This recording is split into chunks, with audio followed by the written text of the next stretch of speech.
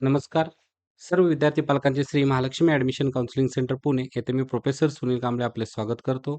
या केंद्राअंतर्गत आपण विद्यार्थ्यांना IIT, NIT, IIIT, JEPTI ची ॲडमिशन प्रोसेसची माहिती देत असतो. तसेच विद्यार्थ्यांचं काउन्सिलिंग करत असतो. तर आताच सीईटी सेलनं ऑप्शन फॉर्म भरायला चालू केलेले आहेत. ऑप्शन फॉर्मची लिंक सुरू केलेली आहे आणि विद्यार्थ्यांची म्हणजे सुरुवात झाली आहे, की त्यांनी ऑप्शन फॉर्म भरायला सुरुवात केली आहे. त्यामध्ये 26, 27, 28 या 3 दिवसामध्ये विद्यार्थी ऑप्शन फॉर्म भरणार आहेत आणि 31 तारखेला त्याची अलॉटमेंट येणार आहे आणि 1 ते 3 मध्ये रिपोर्टिंग आहे. तर आपण पाहू, की आपल्याला जे आपण सांगितलेत, की महत्त्वाचे 5 पॉइंट कोणते चेक करायचे आहेत. तर महत्त्वाचे 5 पॉइंट चेक करण्यासाठी सर्वात पहिल्यांदा आपण यायचं आहे, तर तिथं तुम्ही सीईटी सेलच्या वेबसाईटला येऊ शकता. तर सीईटी सेलच्या वेबसाईटला आल्यानंतर तुम्हाला इथे ॲडमिशन पोर्टल भेटेल. Academic year 2025-26. त्या अकॅडमिक इयर 2025-26ला आल्यानंतर तुम्हाला इथं बी-ई-बी-टेक दिसेल. बी-ई-बी-टेकवर यायचं आहे. बी-ई-बी-टेकवर आल्यानंतर ऑलरेडी रजिस्टर्ड किंवा न्यू रजिस्टर्ड. आता आपण ऑलरेडी रजिस्टर्डमध्ये येतो. तर इथं लिंक बघू शकता. तर नोटिफिकेशन आलेलं आहे. Online submission and confirmation of option form CAP round 1 has been started. तर या ठिकाणी तुम्ही ऑलरेडी रजिस्टर्डवर क्लिक करायचं आहे. ऑलरेडी रजिस्टर्डवर क्लिक केल्यानंतर तुमचा ईमेल आयडी आणि पासवर्ड टाकायचा आहे. त्यानंतर सेंट्रलाइज कॅप प्रोसेसमध्ये यायचं आहे क्लिक करून. त्यानंतर टेक्निकलमध्ये आल्यानंतर बॅचलर ऑफ इंजिनिअरिंगवर तुम्ही येऊ शकता. बॅचलर ऑफ इंजिनिअरिंगमध्ये आल्यानंतर तुम्हाला इथं तुमचं नाव वगैरे चेक करायचं आहे. तुमचा आयडी चेक करायचा आहे. ही झाली पहिली गोष्ट. दुसरं, तुम्ही जर ऑप्शन फॉर्म भरला असेल, तर तुम्हाला इथं स्टेटस दिसेल. Status of option form submission and confirmation of CAP round 1. तर यामध्ये बघू शकता तर option form for CAP round 1 is confirm. जर तुमचा फॉर्म भरून झाला असेल, तर तुम्हाला या पद्धतीने मेसेज भेटेल आणि तुम्ही जर चेक केल्यानंतर मला WhatsAppला याची स्क्रीनशॉट पाठवायचा आहे.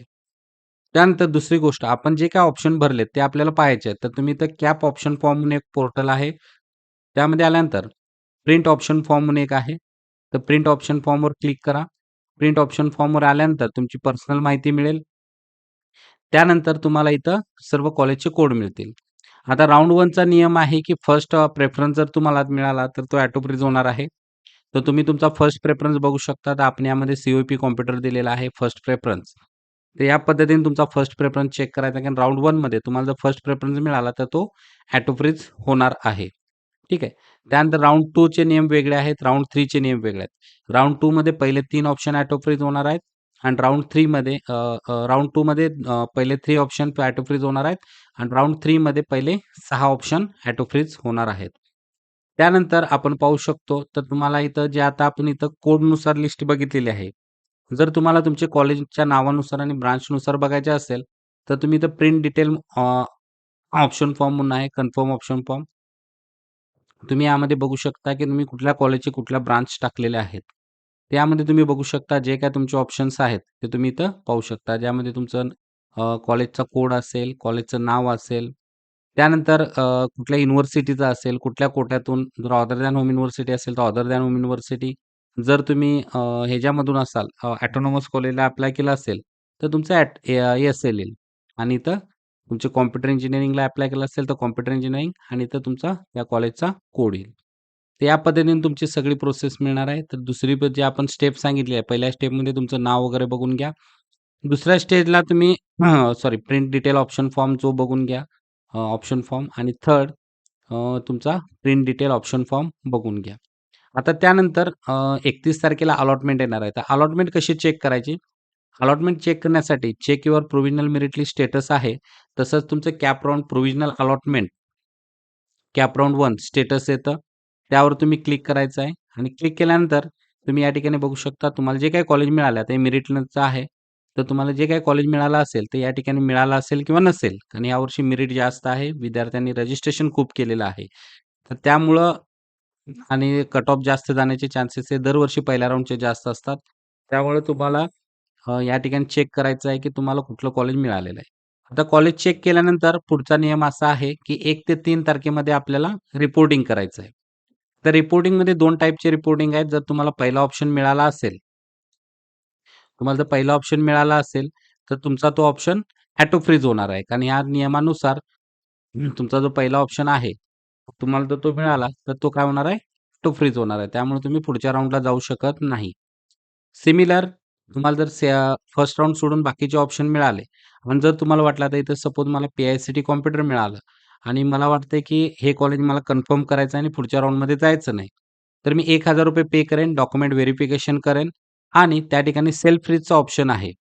तर मी सेल्फ फ्रीज करून ओ-टी-पी टाकून प्रिंट ऑप्शन फॉर्म करून जे टायमिंग आहे 1 ते 3 1 ते 3 या दिवसामध्ये 3 तारखेला 3 किंवा 4 वाजेपर्यंतचा टायमिंग असतो, जास्त नसतो. पहिल्या किंवा दुसऱ्या दिवसामध्येच मी कॉलेजला जाऊन जी काही रिस्पेक्टिव्ह माझी कॅटेगरी वाईज फी आहे, ती भरून मी ॲडमिशन घेऊ शकतो. जर मला वाटलं की माझा फर्स्ट अदर दॅन प्रेफरन्स आहे आणि मला सेकंड राउंडमध्ये जायचं आहे. तर सेकंड राउंडमध्ये जाण्यासाठी समजा मला या ठिकाणी वालचंद सांगली मिळालेलं आहे कॉम्प्युटर सायन्स आणि मला वाटतं की सेकंड राउंडला जायचं तर मी सेकंड राउंडला जाण्यासाठी मला बेटरमेंट करायचं आहे. फ्रीज केलं तर सेकंड राउंडला जाता येणार नाही. नॉट फ्रीज बेटरमेंट करून ₹1000 पे करून डॉक्युमेंट व्हेरिफिकेशन करून मी सेकंड राउंडला जाऊ शकतो. त्यानंतर सेकंड राउंडचे नियम वेगळे आहेत. सेकंड राउंडमध्ये तुम्हाला जसं आता यामध्ये पहिल्या राउंडला पहिला ऑप्शन होता, तसंच सेकंड राउंडमध्ये पहिल्या 3 मधलं कुठलंही ऑप्शन मिळालं तर तो तुम्हाला घ्यावा लागणार आहे. तर त्याला ऑटो फ्रीज होणार आहे. हा सेकंड राउंडचा नियम आहे. सिमिलर अदर दॅन 3 प्रेफरन्स जर मिळाला एखादा ऑप्शन, वालचंद सांगली वगैरे मिळाला आणि तुम्हाला वाटलं, की सर मला या कॉलेजला मी हॅपी आहे आणि मग मी सेल्फ फ्रीज करून जॉइन करतो. तर तुम्ही जॉइन करू शकता. सिमिलर थर्ड राउंडचा नियम आहे, की पहिले 6 ऑप्शनमध्ये कुठलाही कॉलेज जर तुम्हाला मिळालं, तर ते तुम्हाला घ्यावं लागेल. तर यामध्ये तुम्हाला समजा आता सरदार पटेल मुंबईचं मिळालं कॉम्प्युटरला आणि ऑटो फ्रीज झालं, तर तुम्ही पुढच्या राउंडला जाऊ शकत नाही. पण तुम्हाला इथं समजा 9 नंबरचं व्ही-आय-टीचं कॉम्प्युटर मिळालं आणि तुम्हाला वाटते, की सर पहिल्या 6 मध्ये येत नाही ते किंवा ऑटो फ्रीजमध्ये येत नाही आणि मी पुढच्या राउंडला जातोय. तर तुम्ही चौथ्या राउंडला पार्टिसिपेट करू शकता. प्रत्येक राउंडला तुम्हाला बेटरमेंट करायचं आहे.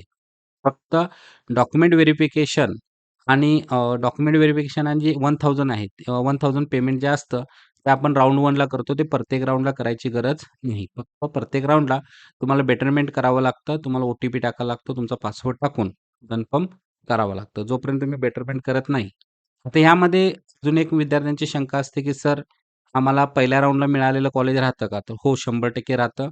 जर तुम्ही डॉक्युमेंट व्हेरिफिकेशन केलं असेल आणि पेमेंट केलं असेल, तर तुमचं ते कॉलेज तुम्ही जी काही लिस्ट अपलोड केली त्याच्या खाली येतं. म्हणजे आता सपोज तुम्हाला व्ही-आय-टी कॉम्प्युटर पहिल्या राउंडला मिळालेलं आहे आणि पहिले हे तुमचे 7 तुम्ही सेकंड राउंडला ऑप्शन टाकले, तर 8 नंबरला तुमचं व्ही-आय-टी कॉम्प्युटर हे ऑटोमॅटिकली येत असतं.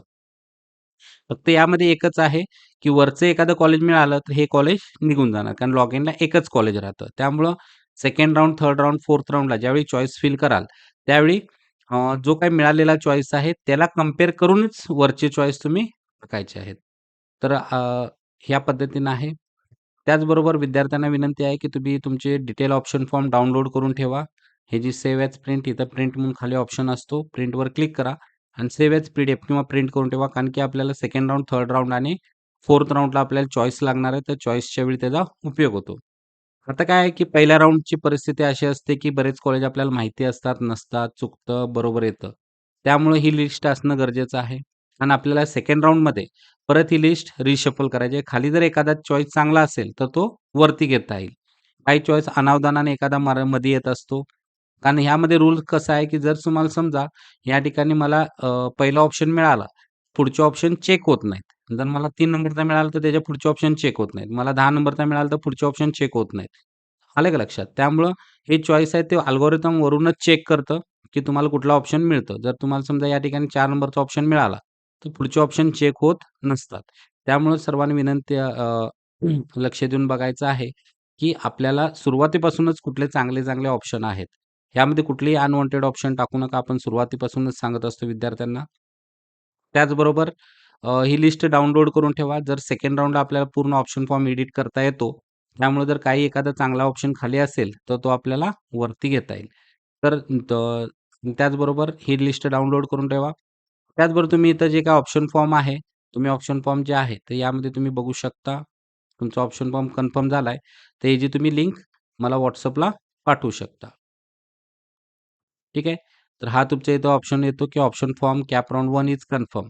तर हे येणं महत्त्वाचं आहे. ते जर इनकन्फर्म असेल, तर तुम्हाला भरणं अपेक्षित आहे. त्याचबरोबर सीड सेलकडून तुम्हाला ज्यावेळी कॅप राउंड भरायला चालू करतात, त्याचाही मेसेज येतो आणि कन्फर्म झाल्यानंतरही मेसेज येतो. तर दोन्ही गोष्टी जपून ठेवा. हे 5 महत्त्वाचे पॉइंट्स होते, जे प्रत्येकानं लक्षात ठेवायचे आहेत आणि आता आपल्याला राउंड 1चं जे अलॉटमेंट आहे ते 31 तारखेला येणार आहे आणि रिपोर्टिंग जे आहे ते 1 ते 3 मध्ये आहे. ठीक आहे. तर अशाच महत्त्वपूर्ण माहितीसाठी चॅनेलला सबस्क्राईब करा. भेटू पुढील व्हिडिओमध्ये नवीन माहितीसह. थँक